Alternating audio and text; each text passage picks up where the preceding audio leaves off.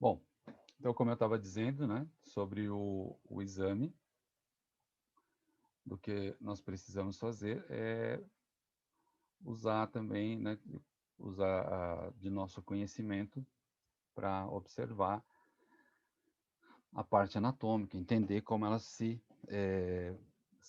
apresenta na imagem. No AP com rotação interna, né, no AP com rotação interna, eu vou seguir o mesmo processo, tá? Eu sigo o mesmo processo de posicionamento, porém, né, agora tenho que fazer uma rotação medial do membro superior. O membro está estendido, ele continua estendido, né? A mão está em AP, significa que o polegar está para fora. Então, eu tenho que rodar ele internamente até que a mão fique na projeção PA, do póstero anterior. Continuamos com a mesma orientação de raio central. Tá? Se você usou cavidade glenoide, mantém lá. Se você usou ao nível da cavidade na porção média da clavícula, mantém. Ou seja, seu exame tem que as duas radiografias ela tem que ter o mesmo padrão. O que muda entre elas é somente a rotação do membro superior. Tá? Então é muito simples de se fazer esse exame.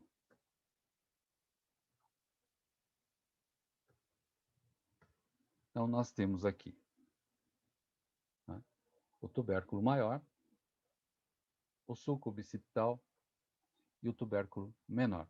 Observa como muda a projeção dessas três estruturas com a rotação interna.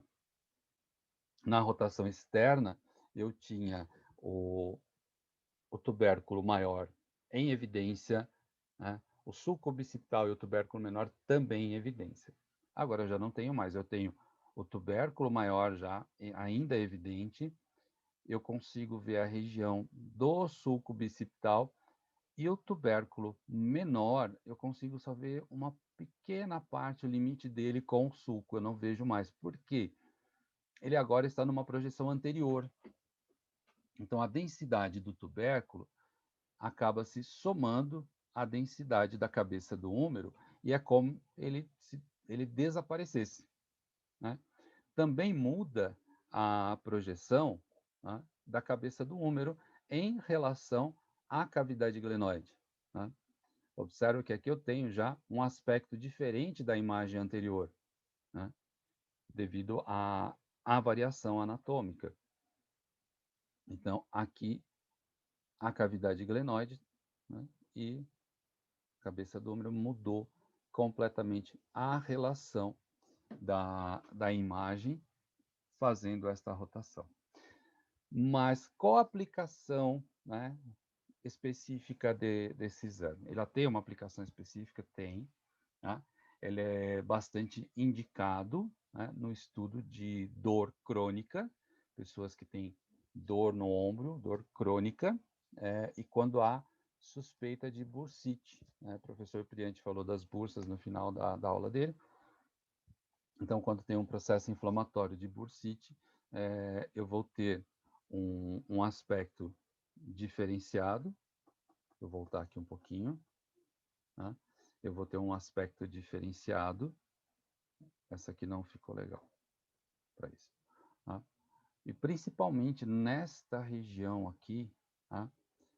Se houver calcificação, tá? Se houver calcificação, eu vou ter uma imagenzinha branquinha aqui, né? Tá caracterizado, então, o quadro de bursite. Tá? Então, AP com rotação externa, rotação interna, né? Quadro de dor geral, né? Uma dor crônica, sem limitação de movimentos, tá, gente? Porque quando tem limitação de movimentos, eu vou ter uma outra condição de exame.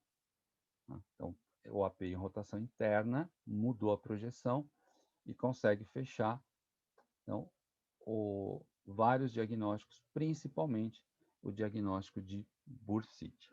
Tá? Vou pular esse aqui, que isso aqui está errado. Desculpem. Tá? Então, o AP em rotação interna, tá? eu vejo aqui o movimento do braço, aqui ficou bem rotacionado mesmo, né? Observa aqui que tem o raio central, ele permanece na mesma região da imagem anterior, né? A única diferença aqui é que tem um colimador um pouquinho mais aberto, tá?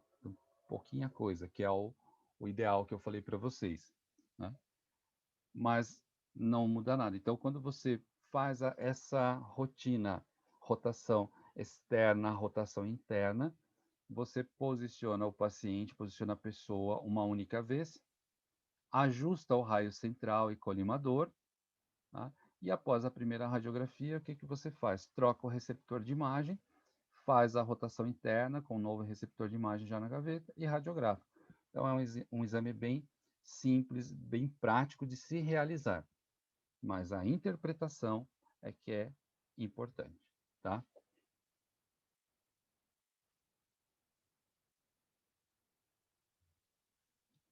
Gente, deixa eu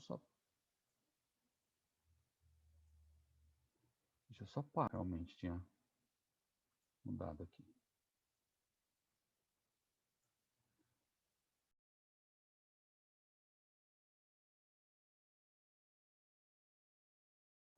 Opa, voltamos. Muito bem. Então, estamos falando da rotação interna, né? Então, aqui, o raio central, só para a gente relembrar, né, das diferenças que podem acontecer, tanto para um quanto para outro exame aqui. Só, na verdade, é um ajuste de protocolo institucional, tá? Aqui está fora, mas lembrando que tem que incluir o ângulo inferior da escápula, tá? Então, vamos lá.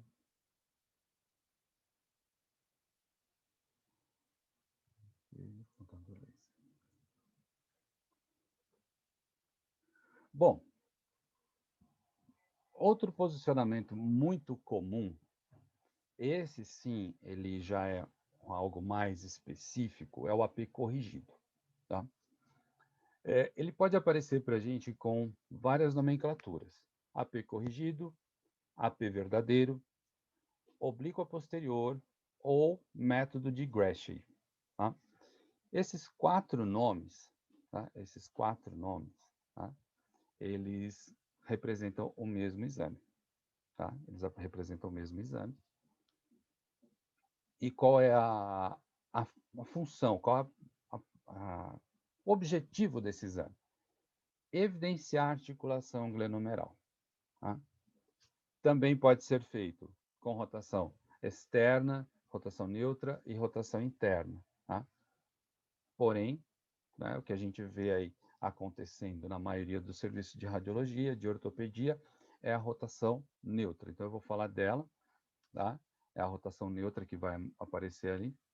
E, é claro, se for solicitado o AP corrigido com rotação interna, com rotação externa, nós vamos realizar aquilo que foi solicitado, tá?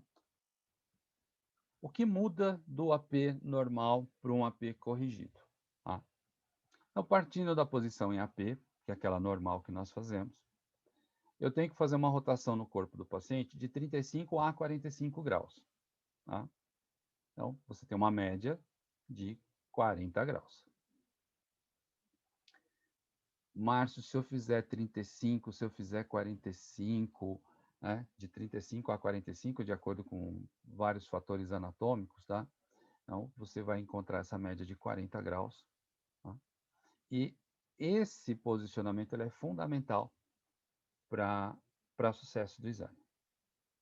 Então, temos que ter uma noção boa sobre ângulo, né, sobre posicionamento com relação ao ângulo, para poder executar o exame.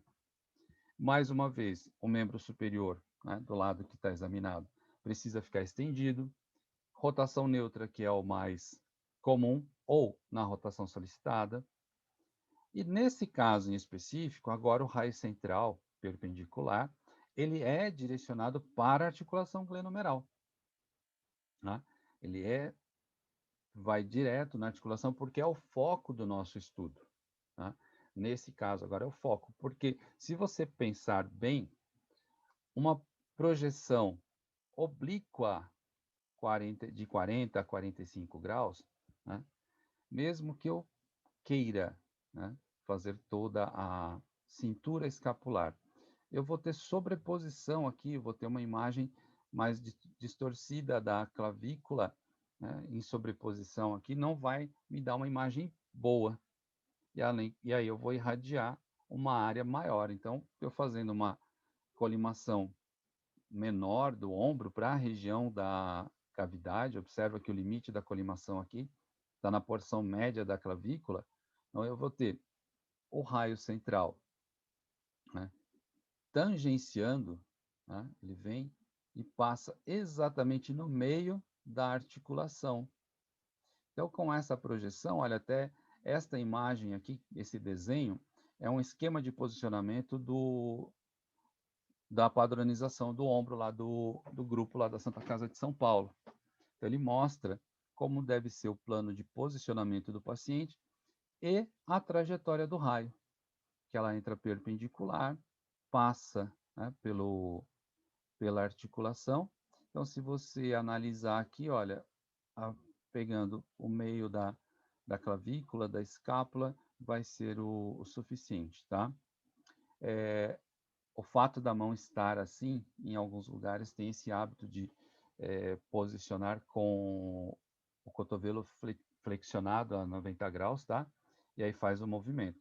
O importante é entender que o movimento de rotação ele tem que acontecer, ele acontece aqui, né, na cabeça do húmero, ok? Isso é importantíssimo. Então, nós temos aqui dois aspectos. E quando vamos à imagem, olha só, né? Articulação glenomeral em evidência com sobreposição do processo coracoide.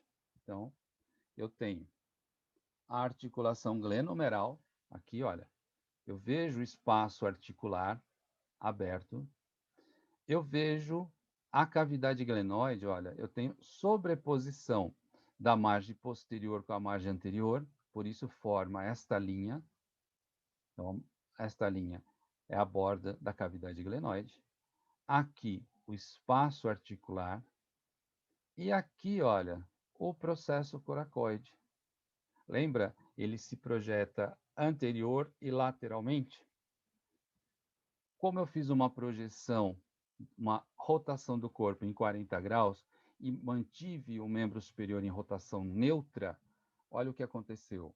Eu tenho o húmero proximal, né, em AP.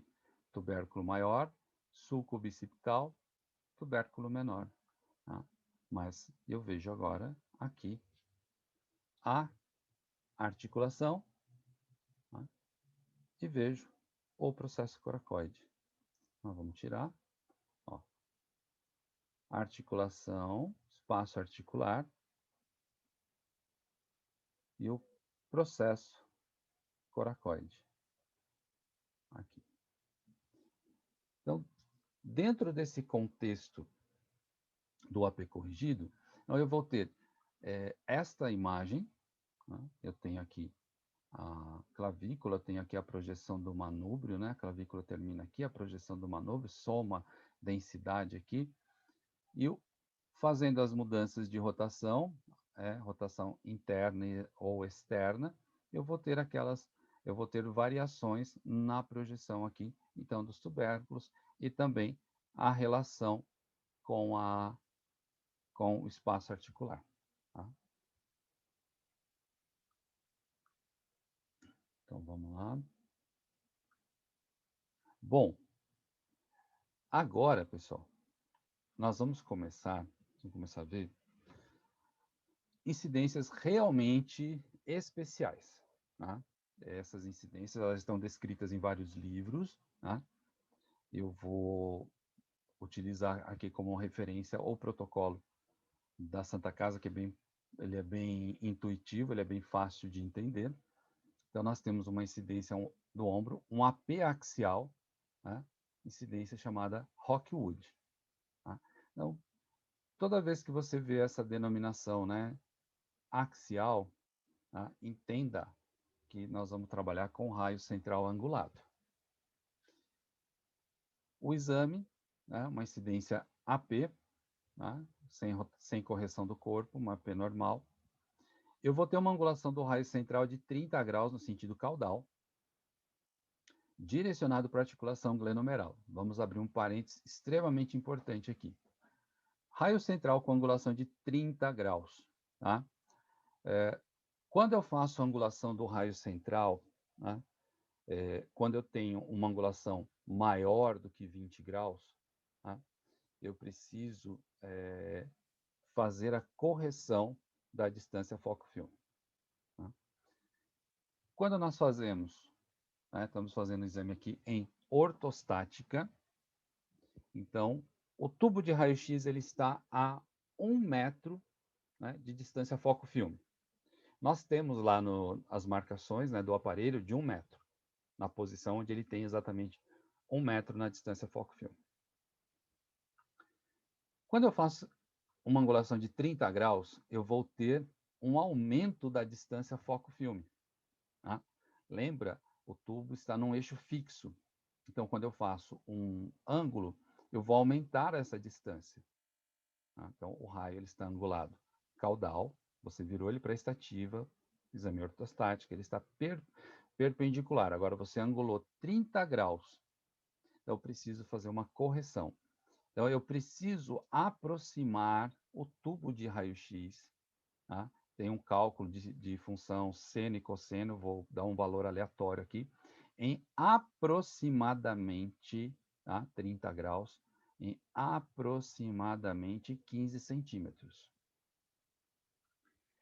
Entenda, você vai aproximar o tubo, tá? em mais ou menos 15 centímetros, ou seja, na régua lá do aparelho, o tubo vai estar marcando 85 centímetros. Porém, devido ao ângulo de 30 graus, a distância foco-filme será de 1 metro. Distância foco-filme é um fator. Distância do tubo é outra, tá? Então, é importante fazer essa correção na distância, porque um aumento de 15 centímetros, tá? Dependendo do equipamento, ele vai pedir uma correção de fator técnico. Tá? Nós temos que pensar que nem todo mundo trabalha com sistema digital. Tá? Nós temos, então, que fazer essa correção, porque senão vai ter degradação da imagem, se eu não fizer a correção de fator técnico.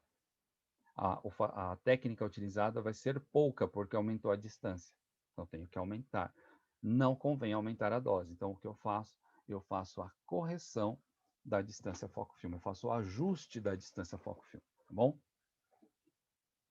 E para que serve, né? Isso aqui eu peguei lá do artigo, tá?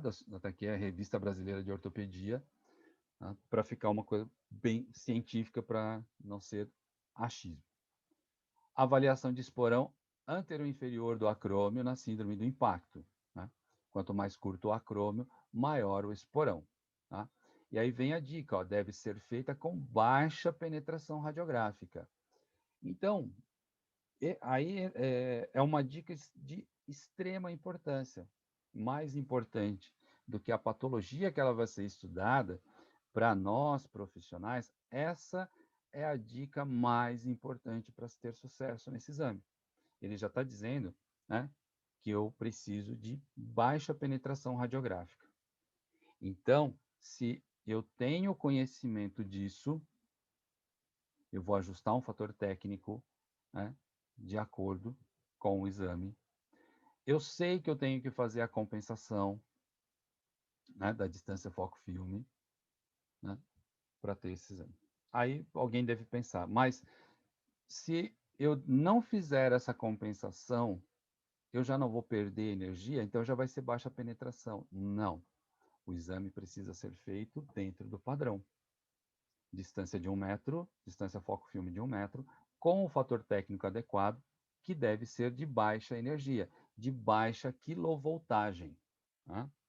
Por que ele pede isso? Né? Porque vai ser para examinar esta parte superior, né, à cabeça do úmero. Tá? Então, nós temos aqui, né, o acrômio, tá? Esta região do acrômio é que vai ser avaliada. Então, eu preciso ver esta região, este espaço. Se eu trabalho com um quilovolt inadequado, vamos dizer, com uma energia alta, eu perco essa definição. Veja que eu preciso ver aqui, né, o esporão aqui do acrômio. Se eu trabalhar com o fator técnico normal de um AP, né, eu vou sumir com essa estrutura, que não é interessante, é porque nós precisamos ver. Se você observar bem a imagem, vai ver que o contraste dela, né, está baixo, a imagem está clara, né, mas o objetivo foi atingido. A região de interesse está aqui, né, e com isso nós temos o fator correto. Então vamos pegar a questão anterior que a gente falava. Eu fiz todo o processo, calculei a dose de baixa energia, né, calculei a dose de baixa energia para 1 metro de distância foco-filme. Fiz o ângulo do raio central em 30 graus, mas não fiz a compensação para preservar a distância foco-filme, objeto-filme, perdão, foco-filme.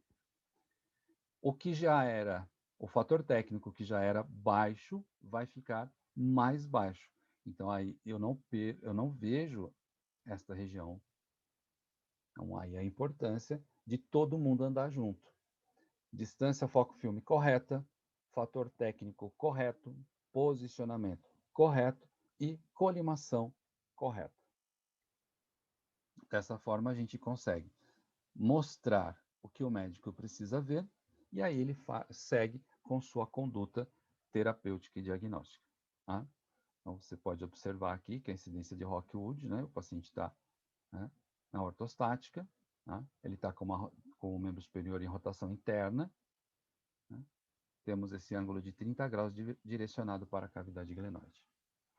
O grau de complicação desse exame, né, eu diria que de 1 a 10, ele é um nível 6,5, 7.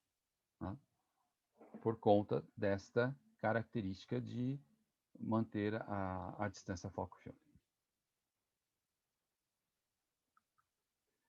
Ainda nas incidências em AP, eu tenho outro AP axial, chamado incidência de Zanca. Tá? É importante dizer aqui que nós estamos vendo Zanca para ombro, né? Mas a incidência de Zanca também é utilizada para o exame da clavícula. Tá? Então, se você pegar aí um pedido de clavícula, AP e Zanca, não se assuste. Tá? É o mesmo posicionamento, o que muda é o direcionamento do exame. Então, nós temos uma incidência em AP sem a correção do corpo, ou seja, um AP normal, e nós vamos ter uma angulação de 20 graus no sentido cranial. Opa, 20 graus no sentido cranial. Nas outras, nós fizemos 30, tivemos que fazer a correção. Né? Nesse caso, tá, 20 graus, vai ter alteração da distância foco-filme? Sim. Tá? Mas fazendo o cálculo lá da função, lá na função seno, cosseno, né, trigonometria, a gente vai ver que é uma distância, é uma alteração pequena, menor do que 5 centímetros. Tá? Então, não convém nem mexer, porque a distância é muito pequena. Tá? Você pode errar algum conceito aqui, né? Tanto que nas minhas aulas eu digo que até 20 graus eu não faço compensação de distância foco-filme. A partir de 25 graus, aí sim, qualquer ângulo maior que 20, aí eu preciso fazer essa compensação. Também é direcionado para articulação glenomeral. Tá? E aí, para que serve? Tá? Avaliação da articulação acrômio-clavicular. Tá? Pois a inclinação cranial elimina a sobreposição da parte posterior do acrômio. Tá? Deve ser feita com baixa penetração radiográfica. Por quê? Quero ver a articulação acrômio-clavicular. Né? O foco do exame, a parte principal desse exame é aqui, ó, articulação acrômio clavicular. Então, no esquema que eu tenho, o paciente em AP, sem correção, tá? A rotação pode ser neutra, e eu tenho um ângulo, olha, de 20 graus no sentido cranial ou cefálico, as duas nomenclaturas estão corretas, tá? No sentido cranial, tá? Direcionado para a articulação glenomeral, com baixa energia. Observa que a área da articulação, ela apresenta baixíssima densidade. Tá? Está errado? Não, não está, porque o nosso alvo é aqui, ó. O nosso alvo é aqui. Tá? O que pode acontecer? Né? Então, vamos analisar, vamos falar um pouco sobre a tecnologia. Se eu trabalho com um sistema convencional, que é o sistema que tem chassi, filme radiográfico, precisa de um processo químico, câmara escura para revelar a imagem, tudo, eu tenho que seguir todos os padrões de cálculo de dose de radiação, tá? Porque não dá para, se eu fizer com um fator que evidencie a cavidade glenoide, eu perco esta articulação. Se eu quero ver esta articulação, tem que ser direcionado para ela, ok? Vamos para os sistemas digitais, tá? Sistema digital CR ou DR.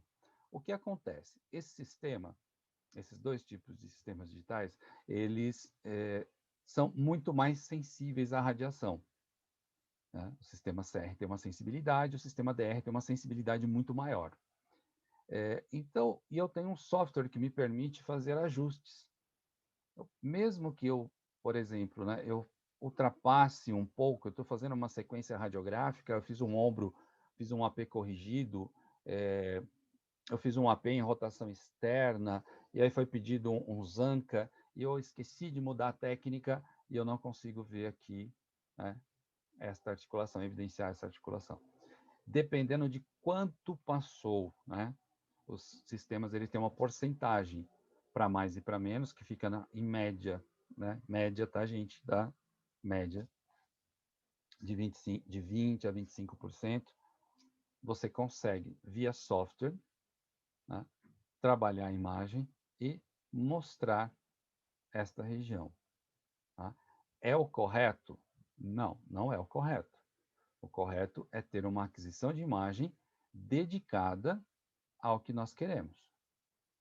Mas, se é possível trabalhar a imagem, evidenciar a articulação, não sendo necessário repetir o exame, então nós estamos fazendo aí proteção radiológica, tá? O que nós não podemos fazer é valer desta tecnologia para unificar tudo e depois ficar consertando, senão o exame fica sem sentido, até porque, né, a patologia ela vai ser sensível, ela aparece conforme a aquisição da imagem. Tá? Então, nós temos que ficar muito atentos a isso com relação ao processo da aquisição de imagem, ok? Tudo bem, pessoal? Tá tranquilo? Alguma dúvida? Tá indo muito rápido? Podem se pronunciar à vontade. Dando sequência. Aí nós temos aqui, o que eu tenho aqui no chat, o que é sentido caudal. Muito bem, Pedro. Aqui, vamos voltar aqui, ó. Vamos voltar aqui que fica mais... Tá. Por exemplo, aqui, nesta radiografia, deixa eu até ver se eu escrevi certo agora. Cranial. Você partindo do plano horizontal, aqui, né, no exame em ortostática, tá? Nesse caso, partindo do plano horizontal, se o raio ele é angulado, tá? Para qualquer exame, tá?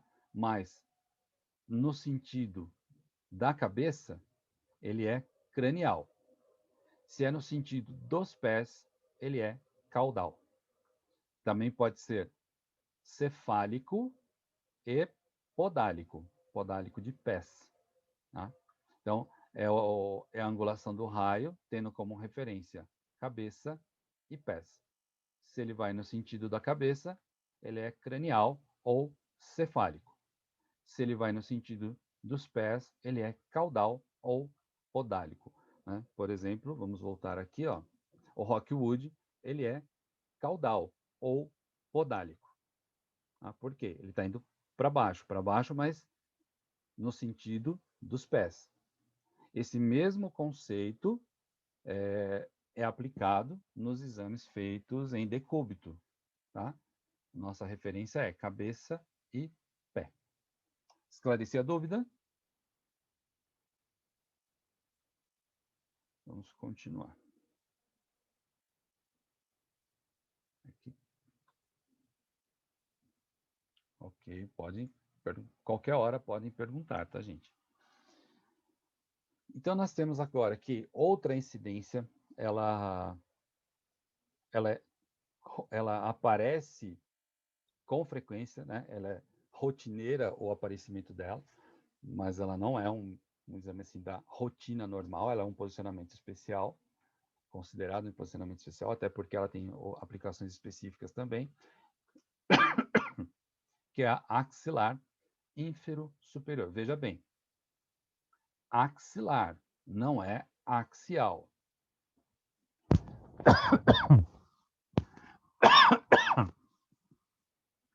Bom, é muito importante para as patologias da cintura escapular, principalmente no que diz respeito à articulação glenomeral. Tá? É um exame, pode ser feito sentado ou deitado, né? Com o receptor de imagem, né? A placa, né, de receptora, sobre o ombro. E a ampola, ou seja, o raio central, direcionado para a axila. Tá? Antes de ir para a imagem, temos que nos atentar que casos de trauma com suspeita de fratura e ou luxação, o exame deve ser acompanhado por um médico. Tá? Por quê? Para fazer esse exame é necessário uma abdução, tá? Uma abdução de 90 graus do membro superior. Então, se houver uma luxação, que é quando o húmero desarticula, ou uma fratura, eu não posso forçar o paciente a fazer isso. Tá? Um médico especialista acompanhando esse caso, ele pode, por conta dele, manipular o membro superior do paciente de acordo com o que ele achar necessário e tentar fazer o posicionamento. Nós não podemos nem tentar, então isso é um dado muito importante. Então aqui eu tenho, né, um esquema, um desenho lá do protocolo da Santa Casa e tem aqui de um livro. Observa que o paciente está deitado no decúbito dorsal, tá? Veja a abdução, né? Faz 90 graus com a parede do tórax. O receptor sobre o ombro encostadinho lá no pescoço. E o raio central entrando na axila. Tá? Ele entra na axila. Aqui o mesmo processo. Então, ele vai passar pela articulação glenomeral. Aqui precisamos nos atentar a uma coisa muito importante. Até agora, as radiografias que eu falei para vocês, todas elas são feitas com receptor de imagem dentro da gaveta Book. Isso significa que eu vou trabalhar com um fator técnico maior, né, valores mais elevados por conta da espessura, densidade e da resolução que nós precisamos na imagem. A gradebook ela é um fator absorvedor, então o kilovolt vai ser maior, o MAS vai ser maior. Tá? Então nós precisamos lembrar disso na hora de fazer essa radiografia, porque agora ele está diretamente no receptor de imagem. A espessura a ser radiografada, tá? A espessura a ser radiografada é menor do que a gente viu até agora. E como ele está direto no receptor, então os fatores aqui serão totalmente diferentes. E principalmente o quesito colimador tem que ser muito criterioso também. Porque nesta região, né, a região do ombro, eu tenho bastante músculo. Né? Vocês viram aí com o Priante toda a parte muscular do ombro. E o que vai acontecer aqui? Eu preciso de 1 kV que seja né, suficiente para atravessar e produzir a imagem, junto com o MAS, que me dê uma interação boa. Porém, o músculo ele é denso, tá? E essa característica de densidade do músculo faz com que ele seja um obstáculo para o raio-x. Então, eu preciso tomar cuidado para que não tenha uma produção de radiação secundária elevada nessa interação, que vai interferir na imagem final. Tá? Ela não vai ter a mesma resolução de uma imagem feita dentro da gaveta book, mas ela tem que ter uma resolução. Né? Posso fazer também, né, como o axilar, como sendo supero-inferior, que é um método alternativo. Tá? Normalmente, os exames de ombro eu já estou fazendo com o paciente em ortostático, ele está em pé ou ele está sentado. Tá? Na maioria dos casos, ele está em pé. Então, por que eu vou deitar o paciente se eu posso ali colocar ele sentado e fazer o mesmo exame? Porém, né, mesma recomendação. Né? Se tem histórico de trauma, suspeita de fratura, luxação, tem que ter acompanhamento médico. Nós não podemos fazer aquela abdução no membro superior, nesses casos, sem a devida orientação. Então, aqui eu tenho, olha, a paciente sentada na extremidade da mesa, ela senta de lado, né? Sentou de ladinho para a mesa, olha, encosta a parede do tórax na extremidade da mesa, receptor de imagem, olha, sob o ombro, também apoiado aqui, olha, e o corpo fica distante um pouquinho, ela inclina o corpo e faz essa abdução do braço, olha, e faz essa abdução. E eu vou ter o raio central, né, entrando nesse sentido, com ângulo de 10 graus, tá, direcionado para o húmero. Então, a angulação, partindo do plano vertical, eu angulo 10 graus em direção ao húmero. E o raio central aqui, olha, ele vai entrar na região do acrômio. Na minha colimação, eu tenho que incluir essa região aqui do trapézio, o que eu abro para cá para incluir todo o trapézio, ele vai se estender aqui e vai pegar o terço proximal do húmero. Né? E aqui, posterior e anterior, eu vou ficar com uma colimação bem estreita, tá? Observando somente a sombra, que já é o suficiente. Da mesma forma que o anterior, não é um posicionamento fácil, tá? Para o paciente em condições normais, em que não houve trauma, mas o médico solicita esse exame porque quer fazer uma avaliação da articulação, né? É difícil esse movimento aqui. Se o paciente vier, por exemplo, com um histórico de dor e limitação de movimento, principalmente se for um movimento de abdução, nós vamos ter dificuldade nesse posicionamento. Vai ser doloroso ao paciente. Então, a nossa técnica, quando eu digo nossa técnica, tanto posicionamento, fator técnico, execução do exame, ela tem que ser satisfatória, ela tem que ser eficaz. E a imagem que eu vou obter, né? A imagem que eu tenho é esta aqui, olha. Tá? Eu vou ter nesta projeção, o tubérculo menor, a cabeça do húmero aqui, olha. Tá? A cabeça do húmero. O 2 aqui é o processo coracoide. Tá? Clavícula se projetando aqui. 4 aqui, a articulação, né, na verdade, a cavidade glenoide aqui. E aqui o acrômio. Tá? Então, eu tenho uma projeção totalmente diferenciada. Tá? Mas esta relação da cabeça do húmero com a cavidade glenoide, tá, é a parte mais importante do exame. Tá? Claro, todas as estruturas devem ser evidenciadas, né? Outras patologias podem ser visualizadas, porém, né, nós vamos, nesse caso, principalmente, ver a questão articular. Alguns casos de luxação, ou seja, né, quando o ombro sai aqui da cavidade, alguns pacientes, por incrível que pareça, eles conseguem fazer esse movimento de abdução. Né? Às vezes não é doloroso para alguns, para outros nem tanto, eles conseguem fazer. Então, é possível avaliar se esta luxação ela é anterior, né, se ele desloca para frente, ou se ele é posterior, se o ombro se desloca para trás. Tá? Mas isso é claro, né? Quando há uma luxação, nós temos aí um atendimento emergencial e, mais uma vez, né, precisamos do acompanhamento médico para realizar esse exame.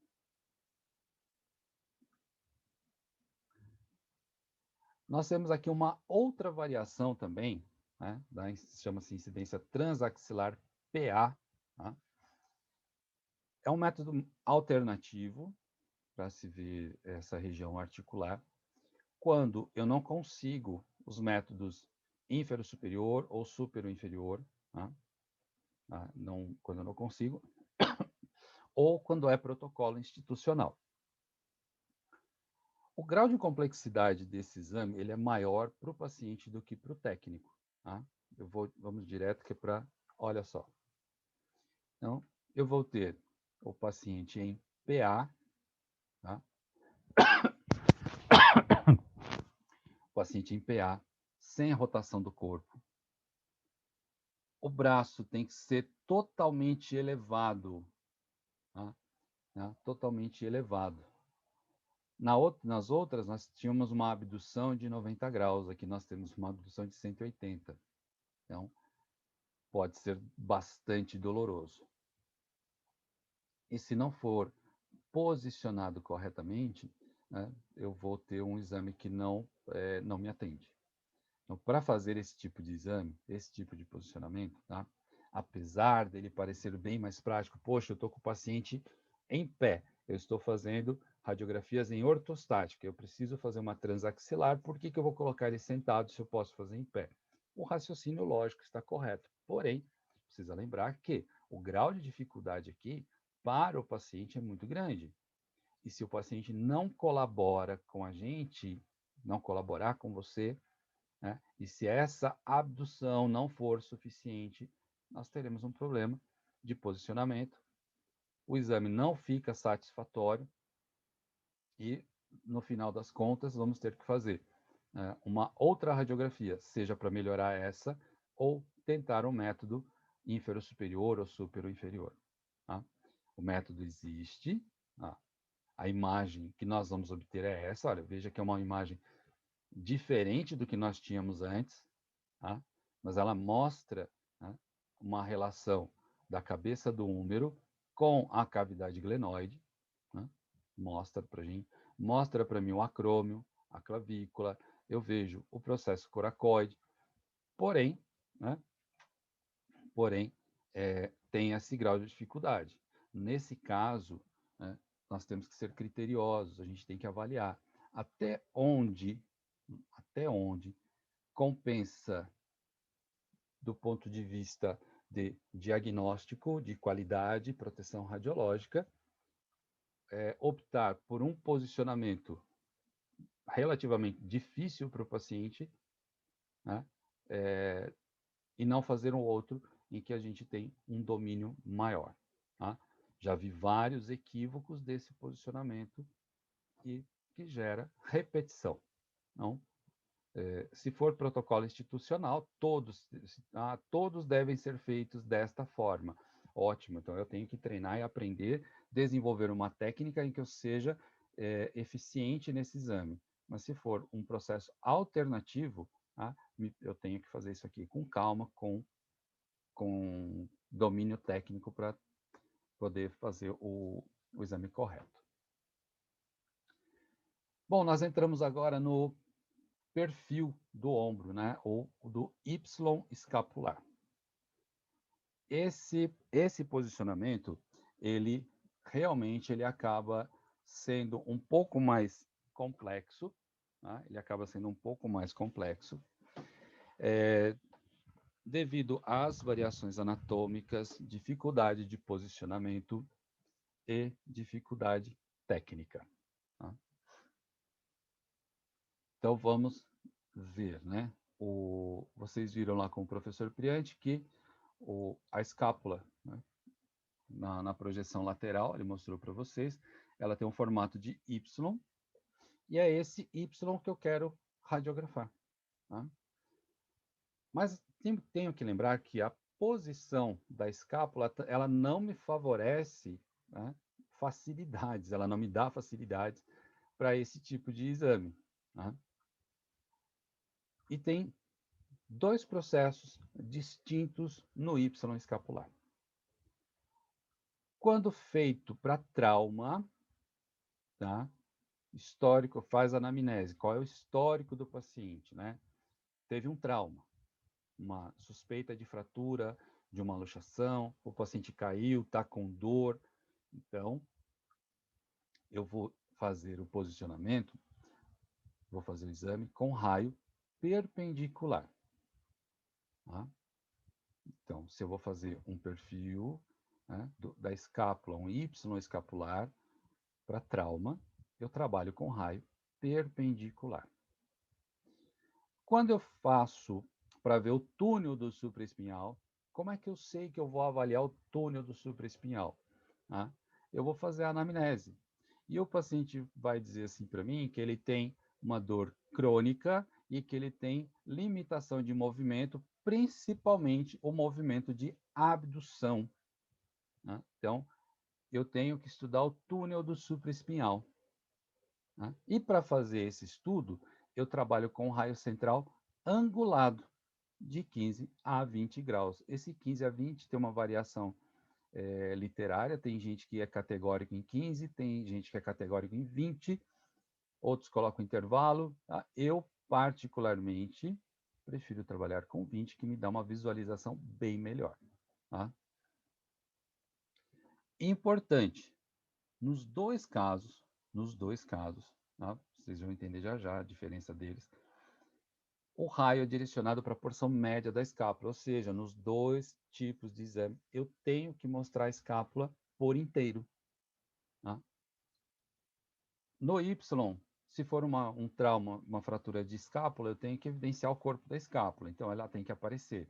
Se for uma luxação, uma fratura de húmero, uma luxação de ombro, ela tem que aparecer também. E na questão do túnel, é a mesma coisa, mas tem um motivo, tá? Nos dois casos, nós temos motivos para cada um deles. O posicionamento, tá, é basicamente o mesmo. Tá? Basicamente o mesmo. O que muda no posicionamento? Se eu vou fazer o Y para trauma, tá? Eu quero ver o corpo da escápula principalmente ali, a relação do húmero com o corpo da escápula. O membro superior do lado que eu estou examinando, ele tem que estar em abdução e conflexão do cotovelo. Se possível, tá? Lembra, é trauma. Tá? Então, nem sempre esta condição vai ser atendida. E se for para evidenciar o túnel, o membro superior fica junto do corpo em rotação neutra. Mas a posição do corpo é a mesma. O que muda é o posicionamento do membro superior. E isso é o diferencial dos dois. Então, nós temos dois diferenciais importantes a serem citados. Primeiro, o raio central do Y para trauma é perpendicular, do Y para túnel é angulado no sentido caudal, de 15 a 20 graus. Outro ponto, Y de trauma, membro superior em abdução com flexão do cotovelo. Y para túnel, membro superior estendido em extensão junto do corpo em rotação neutra. Tá? Então vamos lá. Y escapular, aqui nós queremos ver, ó, braço e abdução, flexão do cotovelo. Então, já ficou nítido para mim que eu quero ver o quê? O corpo da escápula. Tá? Quero ver o corpo da escápula. Tá? Então, o raio entra perpendicular. E qual é a rotação do corpo aqui? Esse é um ponto importante, gente. Na literatura, tá? Na literatura radiográfica, vocês vão encontrar várias informações. Tá? Eu acho que a mais completa é aquela que diz assim, de 40 a 60 graus de rotação do corpo, até que a escápula fique em perfil. Então, não é só fazer a rotação do corpo, eu preciso deixar a escápula em perfil. E como é que eu deixo a escápula em perfil? Eu tenho que, literalmente, segurar a escápula. Eu tenho que encontrar a margem medial, a margem lateral, e aí eu seguro a escápula, né? Eu sei, vou traçar um plano, né, entre os dedos que segura a escápula, e vou rotacionando o corpo do paciente até que eu veja que a escápula está em perfil. Né? Em alguns casos, que isso eu já presenciei, a rotação do corpo chegou a quase 80 graus para deixar a escápula em perfil.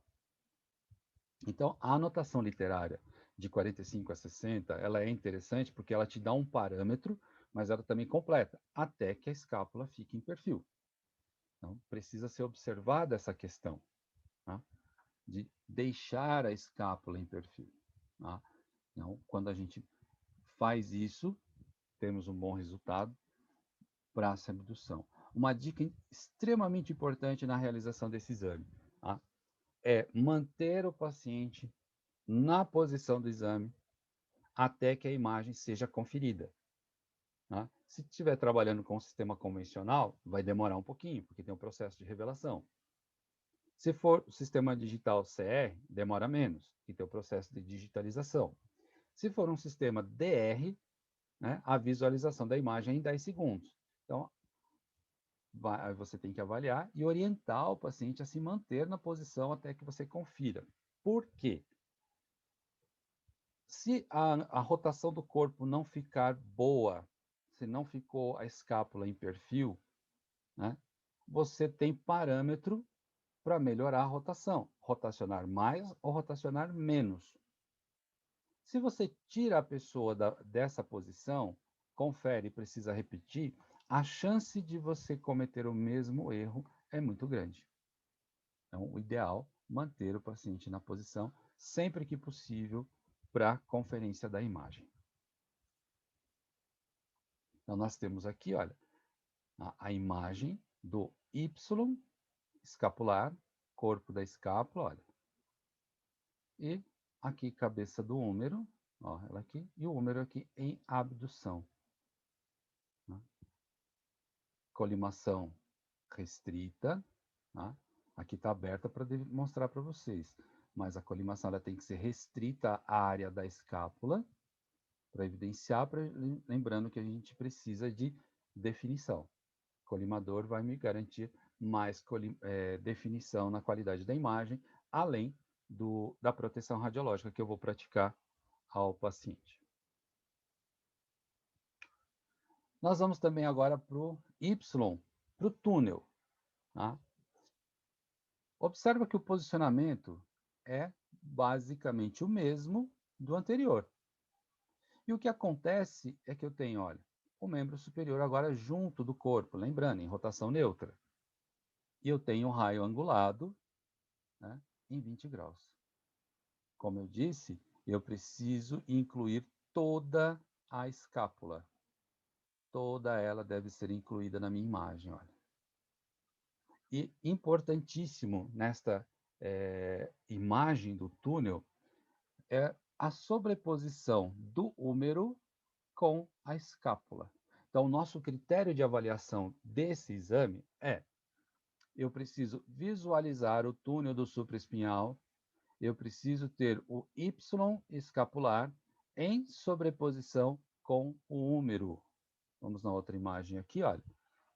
Então, eu tenho, nesta imagem, a gente observa as estruturas, né? Eu tenho aqui o acrômio, articulação acrômio-clavicular, clavícula, né? Então, eu tenho aqui a margem superior da escápula, onde passa, né, o tendão supraespinhal. Tenho o Y e tenho o húmero, tá? Um sobreposto ao outro. Posso até, assim, brincar, né? Escápula dentro do húmero, né? Só para você fazer uma correlação. Né? Dentro do esquema, a gente observa aqui, olha, a escápula e o húmero em sobreposição, e eu vejo aqui, né, a questão do túnel. Essa relação é importante porque o médico vai avaliar, né, o tipo, né, de acrômio.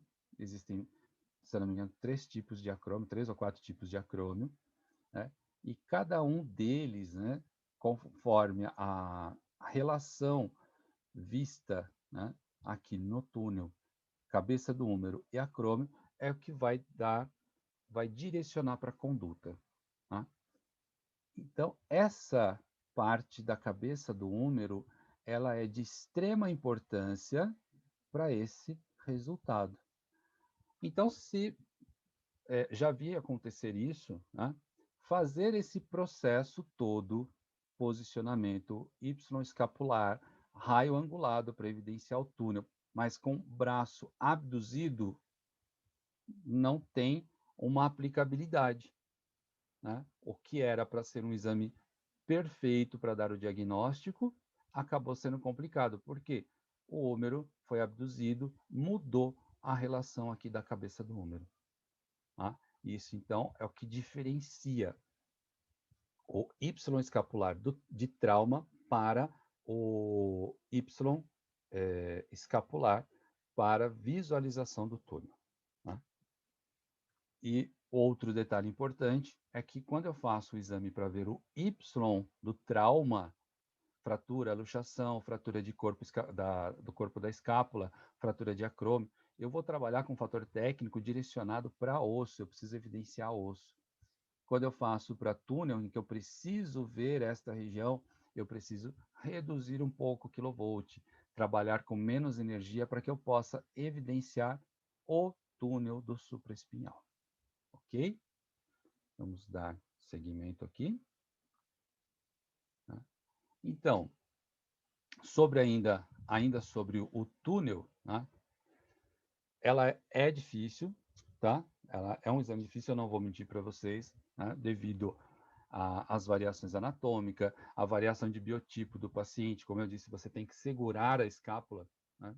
E localizar a escápula às vezes não é tão fácil, né? E também, importante, tá? A incidência de túnel, ela também recebe o nome de método de Neer. Tá? Pode ser que você receba uma solicitação pedindo ombro Neer. Então, o que ele quer é o Y escapular para visualização do túnel. Tá? Bom, aqui também faz parte da série trauma, como eu disse para vocês, né? Para mostrar desvio, né? Da parte de luxação, mas também mostra desvio de fragmento de fratura, a parte de luxação, né? Fratura de tubérculo menor. Então, tem uma aplicação muito grande, são muitas informações que esse exame fornece.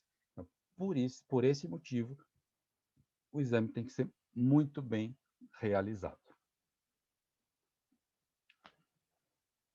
Ainda uma projeção AP, agora um AP oblíquo, chama-se oblíquo apical, ou método de Gart. Né? Começamos com acidência AP, tá? Posicionamento AP, porém, eu preciso corrigir o corpo do paciente para 45 graus. Membro superior fica em rotação interna. Tá? Eu posso colocar a mão do paciente sobre o tórax, a mão do lado examinado, né? E o raio central deve ter um ângulo de 45 graus no sentido caudal. Veja só, 45 graus de ângulo. Significa que eu tenho que fazer a compensação da distância foco-filme. Tá? Eu não me lembro exato o valor, mas dá quase 30 centímetros de compensação. Então, se eu faço esse exame na estativa, o aparelho está lá na marcação de 1 metro, com essa angulação, eu tenho que mudar o aparelho para a posição de 70 centímetros, tá? Para preservar a relação da distância foco-filme de 1 metro. E o raio direcionado para a cavidade glenoide. Tá? É difícil? Sim, é um exame difícil. Tá? Por quê? Tá? Então, vem aqui. Tem o paciente rodado. Aqui está 40, mas é 45, tá, gente? Tá? Rotacionou o paciente, seus 45 graus. Angulou 45 graus. O raio vai para a cavidade glenoide. Só que, né, qual é o grande problema desse exame? É na hora de ajustar o receptor de imagem. Porque você veja só, ele vem, olha, nesta trajetória. Então, para que o raio central incida no meio do receptor de imagem, né, eu vou ter que colocar a margem superior do receptor de imagem, né, alinhada com o ponto de incidência do raio, por conta da projeção da imagem. Então, para que eu tenha a imagem projetada no meio do receptor, eu tenho que colocar margem superior do receptor de imagem alinhada com o ponto de incidência do raio central. Né? Lembra que ele vai se prolongar aqui, ó. Então, se o receptor estiver mais para baixo, a imagem se projeta exatamente no meio. Tá? Qual que é a importância, né, desse exame? Então, aqui o texto lá, tirado do artigo da Santa Casa. Tangencia o rebordo antero-inferior da cavidade glenoide, né, e a parte póstero-lateral da cabeça do úmero. Tá? Demonstra a lesão de Hill-Sachs e alteração do rebordo anterior, tá? Chamada lesão de Bankart. Então, vamos ver isso aqui. Tá? Vamos ver aqui. Então, eu tenho, né, a região póstero-lateral, né, da cabeça do úmero, né, e o rebordo antero-inferior da cavidade glenoide, que é esta região aqui. Ó. Tá? Se eu quero evidenciar, né, esta região, lembrando, né, eu não aqui ele não pede um fator técnico reduzido, né, mas eu tenho que tomar cuidado porque esta região eu tenho, né, vou ter uma boa visualização, mas aqui nesta região mais inferior da cavidade glenoide, eu vou ter, como ele está numa projeção oblíqua, eu tenho sobreposição, aumento de densidade, eu posso perder informações importantes aqui. Então, o fator técnico aqui tem que ser muito bem dosado, com uma colimação também bem restrita, para que você tenha um exame de qualidade. Tá? Então, lembrando aqui, então eu tenho um posicionamento do paciente em 45 graus, raio a 45 graus, então eu preciso, né, da correção da distância foco-filme.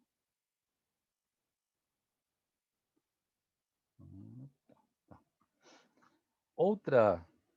Opa, esse daqui é a imagem do GART. Ombro Striker, outro posicionamento especial. Tá? O Striker, ele nos remete àquele movimento, né, do lançamento da bola de boliche. Né? Então, daí o nome Striker. E preciso, né, posicionar o paciente. É uma incidência AP, também sem correção do corpo. Membro superior do lado examinado, elevado, mão atrás da coluna. Exatamente assim. Ó. E, né, o cotovelo para frente. Né? Estuda a lesão de Hill-Sachs e a base do processo coracoide. Olha, se você queria saber, né? O Priante falou de processo coracoide, eu falei de processo coracoide. Então, ele tem uma... Nós temos alguma coisa que estude o processo coracoide? Sim, a incidência de Striker. Raio perpendicular na articulação gleno-humeral. Então, olha aqui como é que fica. Né? Eu tenho o posicionamento aqui, ó. Pessoa em ortostática. Né? Dá para fazer deitado? Dá também. Olha, veja que o braço está flexionado, a mão está lá atrás da coluna e o cotovelo está direcionado aqui para o tubo de raio-x. E na imagem, né, olha que a gente observa a cabeça do úmero, vemos a articulação, mas vemos aqui ó, o processo coracoide e conseguimos ver a base do processo coracoide. Aqui no esquema lá da Santa Casa, o exame sendo feito deitado, olha, raio em ortostática, direcionado para a articulação. Né? Então, ele fica a imagem da incidência Striker. Né? Então, eu quero ver. Então, a lesão de Hill-Sachs está relacionada com cabeça de úmero e a base do processo coracoide. Então, num trauma, eu tenho lá uma suspeita de uma fratura incompleta do processo coracoide. Eu sei que a incidência AP não vai mostrar porque ela faz a sobreposição. O AP corrigido, ela mostra uma parte do processo coracoide, mas eu não consigo ver a base dele. Então, sobrou quem? Incidência de Stryker. Tá? Então, na incidência de Stryker, eu sei que eu vejo o processo coracoide em sua totalidade. Tá? Então, poxa, eu preciso saber disso. É importante, porque às vezes você está numa condição onde exista essa suspeita de fratura, não se tenha acesso a uma tomografia computadorizada, que a gente tem que pensar nessa possibilidade também, né? E precisa saber se tem. E alguém pergunta, poxa, tem um posicionamento para processo coracoide que evidencie o processo coracoide? Tem, a incidência de Stryker. E aí você vai lá, faz, né? E você, então, sabe como fazer, você domina, você acaba auxiliando. Então, esta parte de entender o posicionamento radiográfico, a sua aplicação, qual patologia, qual estrutura ele evidencia, é de extrema importância. Então, agora você já sabe que essa incidência vai evidenciar principalmente o processo coracoide. Tá? Bom, lesão de Hill-Sachs, eu coloquei uma definição que eu peguei aqui para vocês, lá do site da Cielo. Tá? Lesão de Hill-Sachs pode ser encontrada em quase 100% de paciente com luxação recidivante.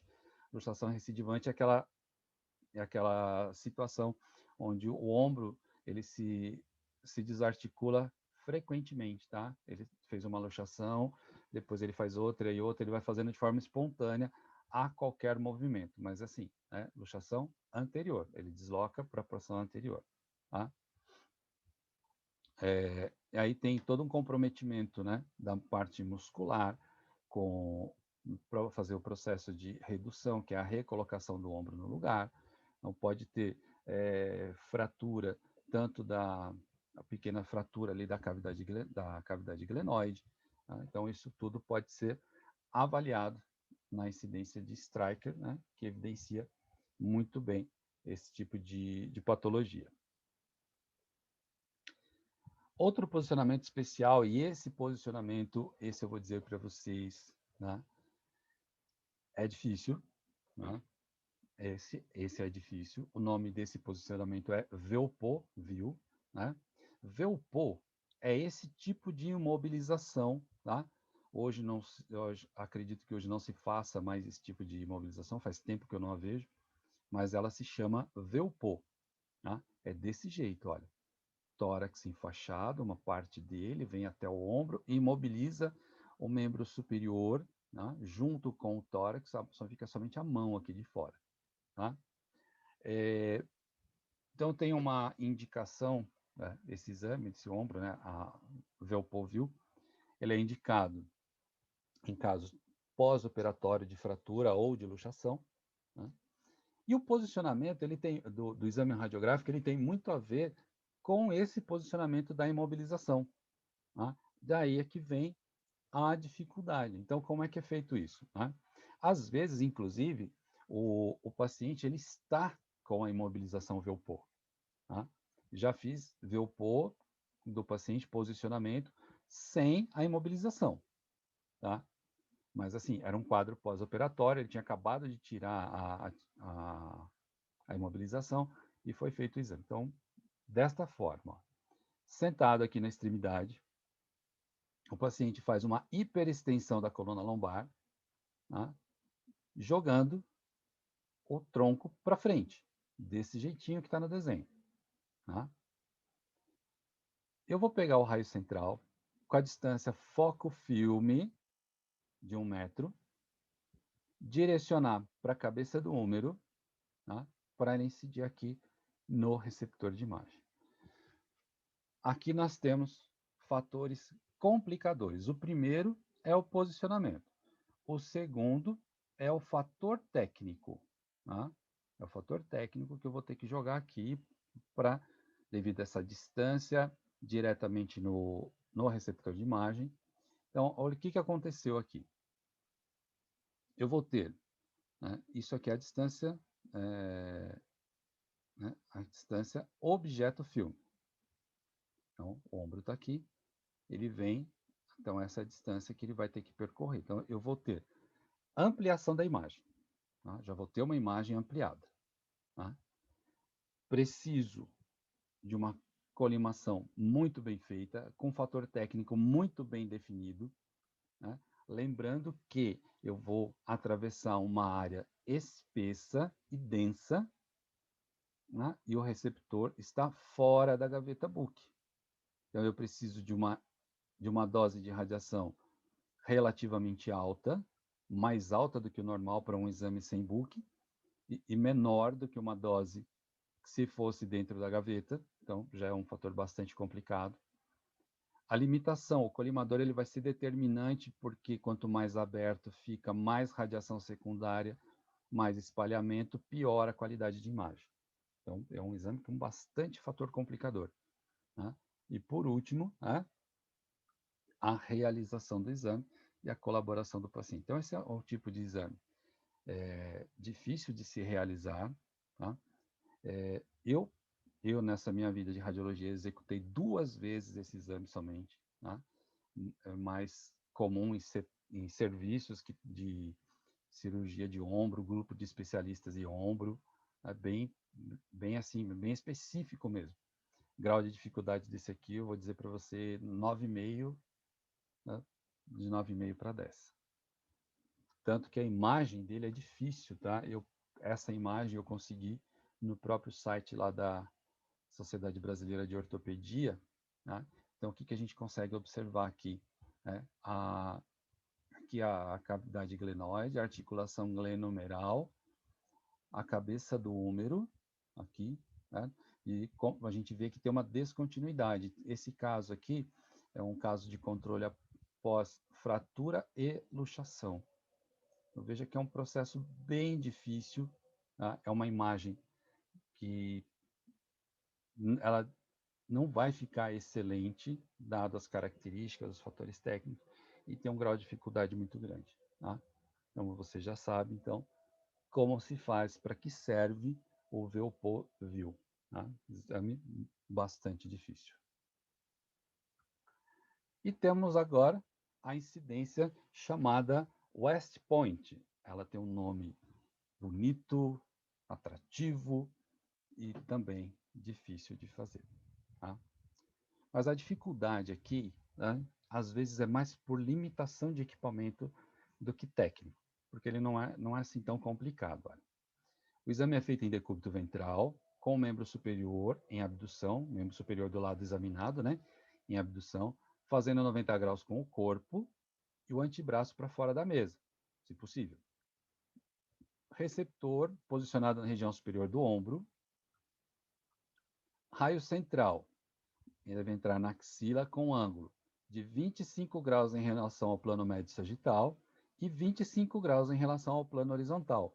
Ou seja, eu tenho o raio central com 2 angulações. Mas é possível isso? Né? É possível. Para que serve a incidência West Point? Tá? Pelo grau de dificuldade dela. Evidencia rebordo anterior da cavidade glenoide, útil quando existe uma erosão da cavidade glenoide, né, parte, né, orienta no sentido da necessidade ou não de enxerto ósseo na reconstrução. Então, né, principalmente, olha, instabilidade anterior do ombro, aqueles casos de luxação que o ombro vai para frente. Tá? Então, ela é uma imagem muito importante. Tá? Veja que o objetivo dela, né, é justamente avaliar, né, nesses casos específicos de instabilidade, né, se é necessário fazer enxerto ósseo. Então, ela pode ser decisiva na conduta médica. Né? Precisamos ser muito bem executado. O problema, gente, está aqui. Ó. Então, eu tenho o paciente em decúbito ventral, com o braço abduzido, está para fora da mesa, estou vendo aqui. Só que o meu raio ele tem que entrar com um ângulo de 25 graus em relação ao plano médio sagital, mas ele tem que estar também com uma angulação de 25 graus em relação ao plano horizontal. Tá?